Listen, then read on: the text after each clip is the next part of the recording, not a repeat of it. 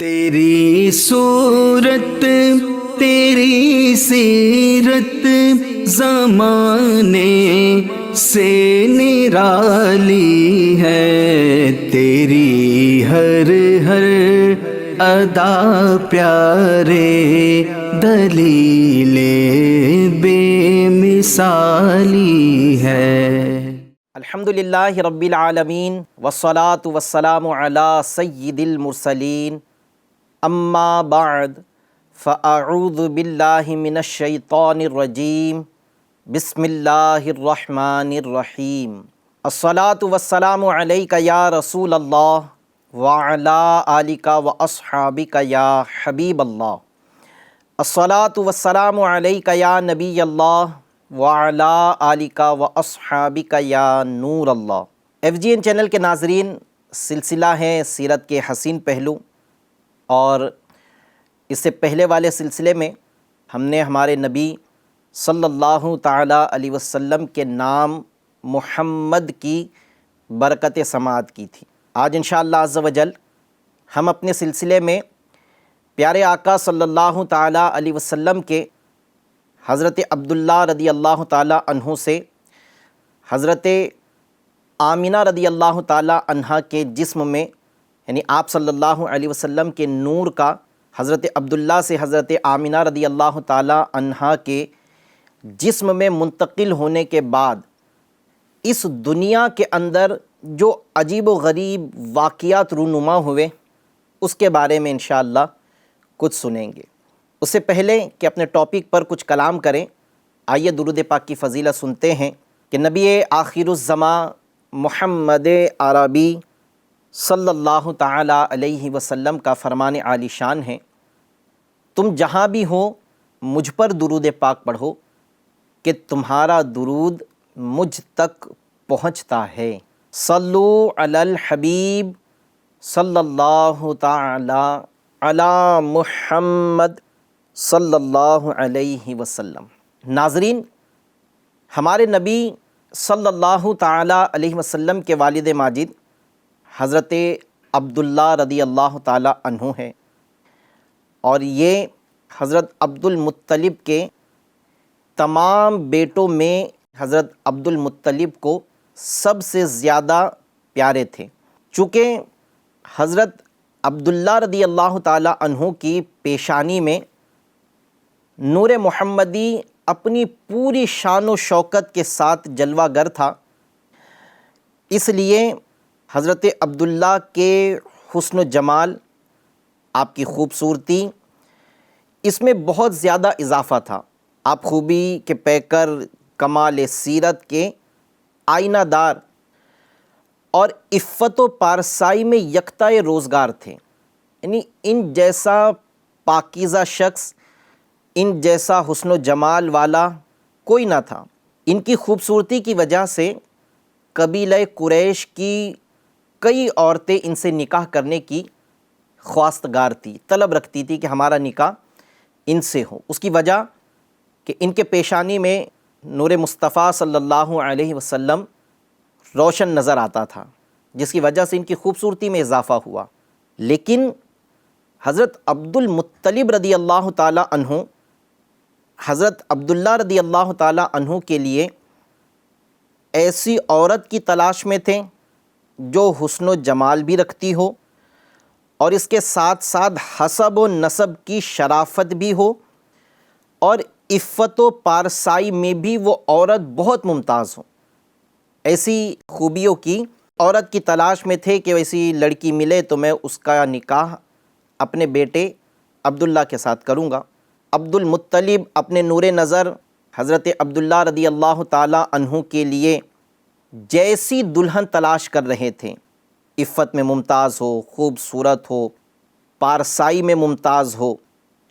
ایسی ساری صلاحیتوں اور خصلتوں کی جس دلہن کی تلاش میں تھے، وہ ساری خوبیاں ہمارے نبی صلی اللہ علیہ وسلم کی والدہ حضرت وہب بن مناف کی شہزادی حضرت آمینہ رضی اللہ تعالیٰ عنہا میں موجود تھی۔ تو عبد المطلب نے جیسے ان کو یہ رشتہ پہنچا اپنے بیٹے کے لیے، تو انہوں نے فوراً اس رشتے کے لیے بخوشی منظوری دے دی۔ چنانچہ 24 سال کی عمر میں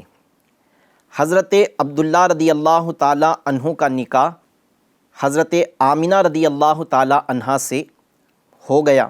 اور نکاح کے بعد یہ نور محمدی جو حضرت عبداللہ رضی اللہ تعالیٰ عنہ کے پیشانی میں واضح چمکتا تھا،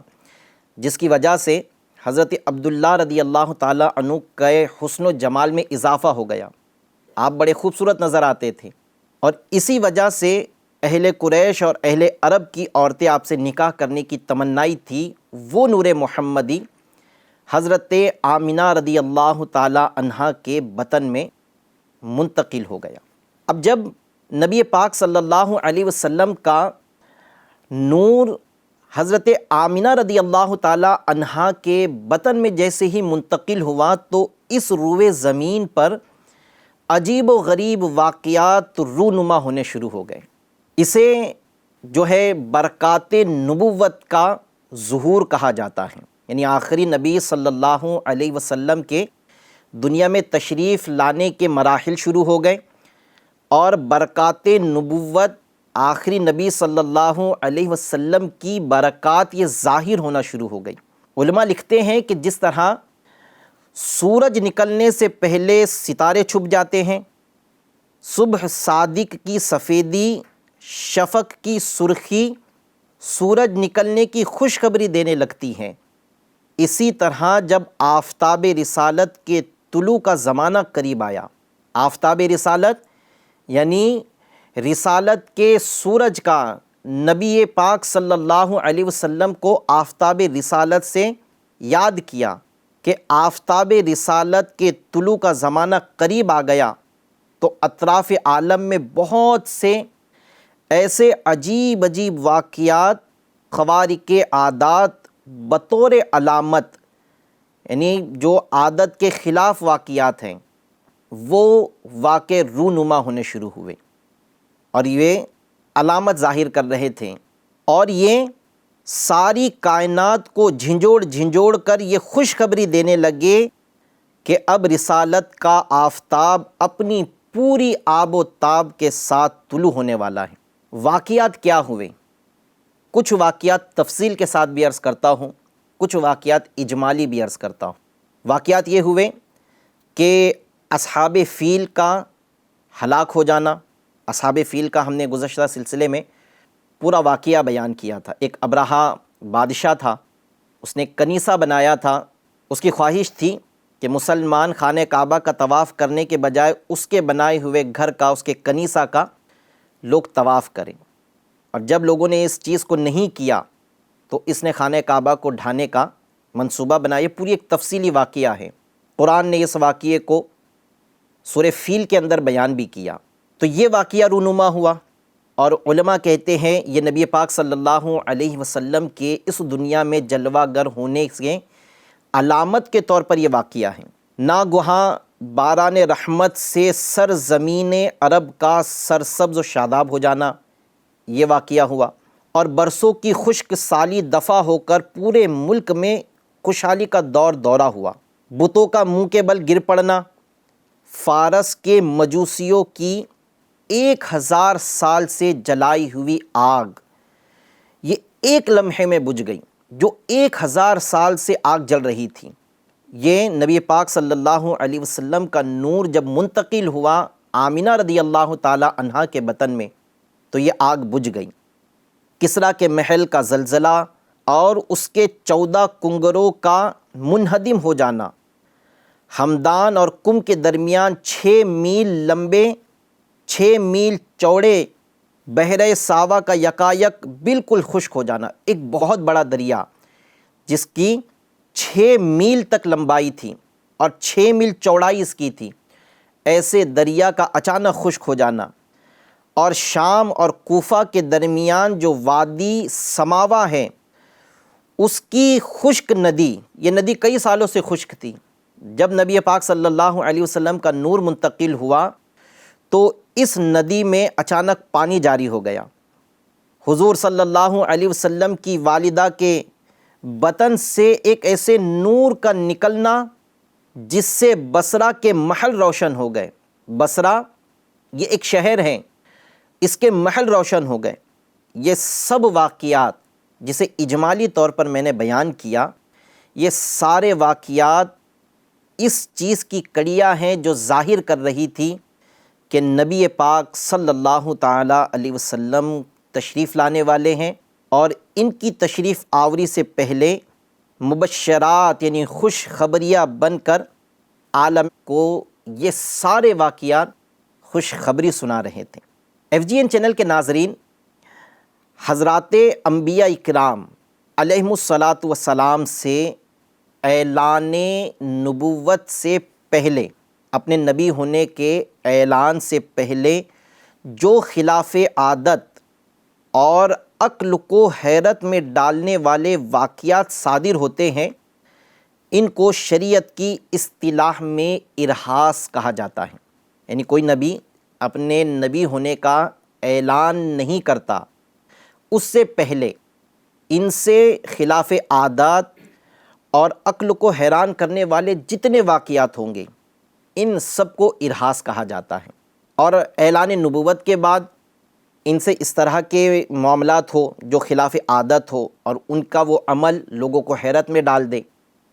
تو اسے انبیاء اکرام کے معجزات کہا جاتا ہے. اور ایسا ہی عمل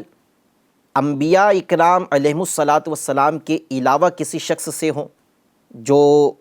عبادت گزار ہے، نیک ہے، اللہ کا ولی ہے، تو اس کو کرامت کہا جاتا ہے. تو یہ جو اجمالی طور پہ جو واقعات میں نے آپ کے سامنے بیان کیے کہ آگ کا بجھ جانا جو 1000 سال سے جل رہی تھی، پھر کنگروں کا گر جانا اور سوکھی ندی کا جاری ہو جانا، اس میں پانی آ جانا، اور 6 میل لمبے 6 میل چوڑے دریا کا خشک ہو جانا، پھر زلزلے آنا، بتوں کا منہ کے بل گر پڑنا، یہ سارے واقعات ارہاس کہلاتے ہیں. کہ ابھی ہمارے نبی صلی اللہ علیہ وسلم نے اپنے نبی ہونے کا اعلان بھی نہیں فرمایا، بلکہ آپ دنیا میں تشریف ہی نہیں لائے، لیکن یہ سارے واقعات رونما ہوئے. ناظرین، یہ تو ہوئی اجمالی واقعات. آئیے کچھ ان واقعات کی میں تفصیل آپ کے سامنے عرض کرتا ہوں کہ کیسے یہ واقعات رونما ہوئے. محدث ابو نعیم نے اپنی کتاب دلائل النبوہ میں حضرت عبداللہ بن عباس رضی اللہ تعالی عنہما سے یہ روایت کی ہے، یہ حدیث بیان کی ہے کہ جس رات حضور صلی اللہ تعالی علیہ وسلم کا نور نبوت حضرت عبداللہ رضی اللہ تعالی عنہ سے آپ کی والدہ ماجدہ حضرت آمنہ رضی اللہ تعالی عنہا کے بطن مقدس میں منتقل ہوا، تو روئے زمین کے تمام چوپایوں، 4 پیر والے جانوروں، خصوصاً قریش کے جانوروں کو اللہ تعالیٰ نے گویائی عطا فرمائی کہ سب باتیں کرنے لگے. اور ان جانوروں نے بزبان فصیح یعنی صاف زبان کے ساتھ یہ اعلان کیا کہ آج اللہ عز و جل کا وہ مقدس رسول جس کی تمام انبیاء اکرام علیہم الصلاۃ والسلام خوشخبری دیتے رہیں، وہ رسول اپنی والدہ کے شکم میں جلوہ گر ہو چکے ہیں، جس کے سر پر تمام دنیا کی امامت کا تاج ہیں، جو سارے عالم کو روشن کرنے والا. یہ سب وہ چوپائے فصیح زبان میں یہ باتیں کر رہے تھے، یہ خوشخبری سنا رہے تھے. یہ جانوروں نے خوشخبری سنائی، آپس میں فصیح زبان میں گفتگو کرنے لگے. مشرق کے جانوروں نے مغرب کے جانوروں کو خوشخبری سنائی، اسی طرح سمندروں اور دریاؤں کے جانوروں نے بھی ایک دوسرے کو یہ خوشخبری دی کہ ابو القاسم محمد عربی صلی اللہ تعالیٰ علیہ وسلم کی ولادت با سعادت کا وقت اب قریب آ چکا ہے. تو ایک تو واقعہ یہ ہوا جسے ارہاس میں شمار کیا جاتا ہے کہ نبی پاک صلی اللہ علیہ وسلم کا نور جب منتقل ہوا تو چوپائے اور سمندر کے جانور اور ہواؤں میں اڑنے والے پرندوں کو اللہ پاک نے قوت گویائی دی، اور انہوں نے بس زبان فصیح ایک دوسرے کو خوشخبری سنائی. ولادت شریف کے وقت غیب سے عجیب و غریب امور ظاہر ہونے لگے. اور آپ صلی اللہ علیہ وسلم کے نور سے حرم شریف کی پست زمین اور ٹیلے سب روشن ہو گئے۔ جب نبی پاک صلی اللہ علیہ وسلم کا نور منتقل ہوا تو حرم شریف کی زمین بھی منور ہو گئی اور ٹیلے بھی روشن ہو گئے، اور آپ کے ساتھ یعنی ہمارے نبی کے ساتھ ایسا نور خارج ہوا کہ شام کے محلات نظر آ گئے، ملک شام کے محلات نظر آ گئے۔ پہلے ایسا ہوتا تھا کہ شیاطین جنات جو ہیں یہ آسمانوں کی طرف جاتے تھے اور وہاں سے باتیں اچک کر اس دور کے کاہنوں کو وہ باتیں بیان کر دیتے ہیں، اور کاہن ان باتوں کو اور کچھ اپنی طرف سے ملا کر یہ باتیں بیان کیا کرتے تھے، اور یہ کسی کے آنے کچھ ہونے والے واقعات کی خبریں دیا کرتے تھے۔ لیکن جب نبی پاک صلی اللہ تعالیٰ علیہ وسلم کا نور منتقل ہوا تو آسمانوں پر شیطانوں کا جانا بند کر دیا گیا، اور آسمانوں کی حفاظت کے لیے شہاب ثاقب سے اسے محفوظ کیا گیا۔ ہوتا یوں تھا کہ یہ جیسے آسمان پہ جاتے وہاں سے باتیں لا کر کاہنوں کو دے دیتے، لیکن جب پیارے آقا صلی اللہ علیہ وسلم کا نور منتقل ہوا تو ان کے راستے بند ہو گئے، اور شہاب ثاقب کہتے ہیں جھڑنے والے تاروں کو، ان تاروں سے ان کو مارا گیا، جس کی وجہ سے یہ آسمان کی طرف چڑھنا بند ہو گئے، اور پھر اس طرح وحی اور غیر وحی میں خلط ملط ہونے کا اندیشہ بھی اب ختم ہو گیا۔ یہ دوسرا واقعہ رونما ہوا کہ شیاطین کو آسمان کی طرف سے جانے سے روک دیا گیا۔ نبی پاک صلی اللہ تعالیٰ علیہ وسلم کے اس دنیا میں تشریف لانے سے پہلے جو عجیب و غریب واقعات رونما ہوئے، جو بطور ارہاس تھے اور زبان حال سے اپنے نبی کے آنے کی خوشخبری سنانے والے تھے، ان میں ایک واقعہ یہ رونما ہوا کہ شہر مدائن میں محل کسریٰ پھٹ گیا، کسریٰ کا جو محل تھا یہ پھٹ گیا، اور اس کے 14 کنگرے گر پڑے، اور فارس کے آتش کدے میں جو آگ 1000 سال سے شعلہ زن تھی وہ ایسی سرد پڑ گئی، ایسی ٹھنڈی ہو گئی کہ ہر چند ان میں آگ جلانے کی کوشش کی مگر ناکام رہے۔ وہ آگ ایسی ٹھنڈی ہو گئی کہ لوگوں نے جلانے کی کوشش کی لیکن وہ پھر کبھی نہ جلی۔ بحر ساوا جو ہمدان و کم کے درمیان ہے بالکل خشک ہو گیا۔ وادی سماوا جو شام و کوفہ کے درمیان تھی، جو پہلے خشک تھی، وہ لبالب پانی سے بھر گئی اور بہنے لگی۔ ناظرین، یہ وہ واقعات میں آپ کے سامنے بیان کر رہا ہوں کہ ابھی نبی پاک صلی اللہ علیہ وسلم کا نور حضرت عبداللہ رضی اللہ تعالیٰ عنہ سے حضرت آمنہ رضی اللہ تعالیٰ عنہا کے بطن میں جب منتقل ہوا تو خوشخبری سنانے کے لیے یہ واقعات رونما ہوئے۔ مروی ہیں کہ اس رات کی صبح، جس رات آپ صلی اللہ تعالیٰ علیہ وسلم کا نور منتقل ہوا، اس رات کی صبح روئے زمین کے تمام بت اوندھے پائے گئے، دنیا کے تمام بادشاہوں کے تخت الٹ گئے۔ رات میں تخت سیدھے تھے، لیکن اس نور کے منتقل ہونے والی رات کے دوسرے دن صبح میں سارے تخت الٹ گئے، اور اس رات ہر گھر روشن و منور ہوا۔ قریش کا یہ حال تھا، قحط سالی پڑی ہوئی تھی، عظیم تنگی میں مبتلا تھی، یعنی بہت بڑی تنگی میں تھے۔ چنانچہ تمام درخت خشک ہو گئے تھے، تمام جانور نحیف و لاغر ہو گئے تھے۔ کچھ کھانے کو ہوگا، کچھ پینے کو ہوگا، تبھی تو توانائی ہوگی، لیکن حال یہ تھا کہ نہ بارش ہو رہی، اور اس کی وجہ سے نہ سبزہ اگا تو نہ چارہ ملا، جس کی وجہ سے جانور لاغر و کمزور ہو گئے تھے۔ لیکن جب سرکار صلی اللہ علیہ وسلم کا نور منتقل ہوا تو حق تعالیٰ نے بارش بھیجی، جہاں بھر کو سرسبز و شاداب فرما دیا۔ درختوں میں جو سوکھے ہو گئے تھے تر و تازگی آئی، خوشی و مسرت کی ایسی لہر دوڑی کہ قریش نے اس سال کا نام، جس سال یہ سارے واقعات بطور ارہاس رونما ہوئے، اسے اہل قریش سنۃ الفتح والابتہاج، یعنی خوشی اور کامیابی کا سال کہنے لگے۔ ناظرین، حضور اکرم صلی اللہ علیہ وسلم شکم مادر میں پورے 9 مہینے رہیں، اور آپ کی والدہ ماجدہ حضرت آمنہ رضی اللہ تعالی عنہا خود بیان کرتی ہیں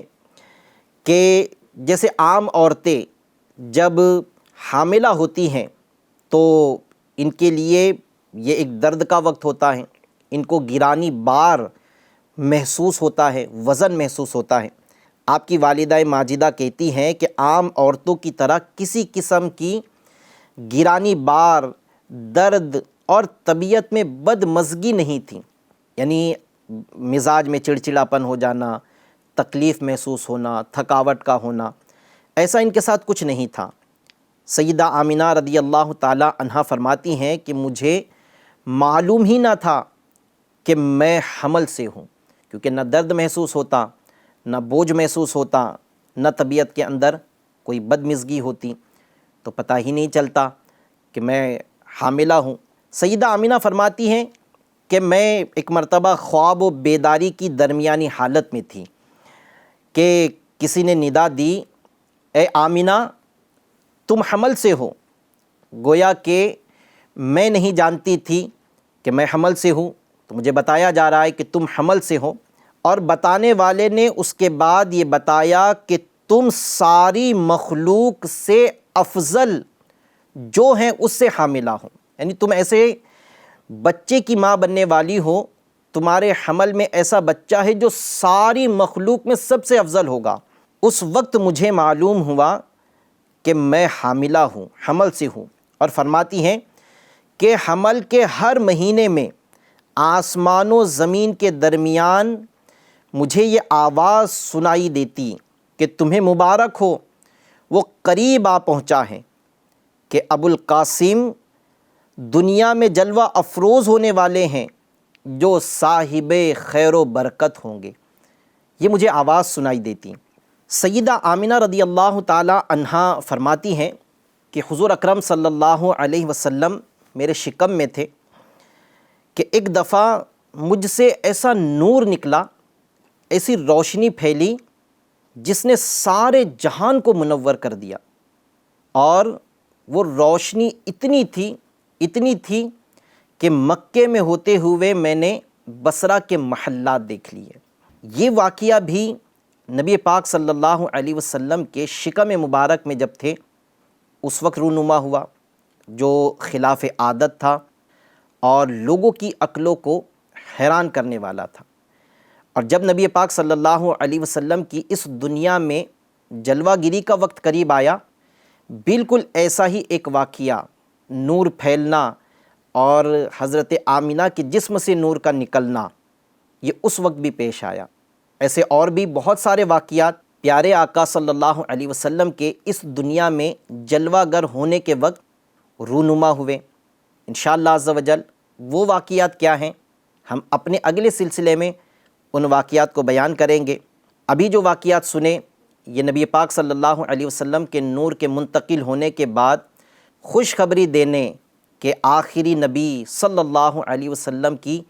تشریف آوری کا وقت قریب ہے، وہ ظاہر کرنے والے واقعات تھے جسے ارہاس کہا جاتا ہے۔ FGN چینل کے ناظرین، سلسلے کا وقت پورا ہوا جاتا ہے۔ آنے والا سلسلہ انشاءاللہ عز و جل بوقت ولادت جو واقعات رونما ہوئے اس کے واقعات انشاءاللہ بیان کریں گے۔ تب تک کے لیے اجازت دیجیے۔ FGN چینل دیکھتے رہیے، دکھاتے رہیے۔ صلو علی الحبیب صلی اللہ تعالی علی محمد صلی اللہ علیہ وسلم۔ تیری صورت تیری سیرت زمانے سے نرالی ہے، تیری ہر ادا پیارے دلیل بے مثالی ہے۔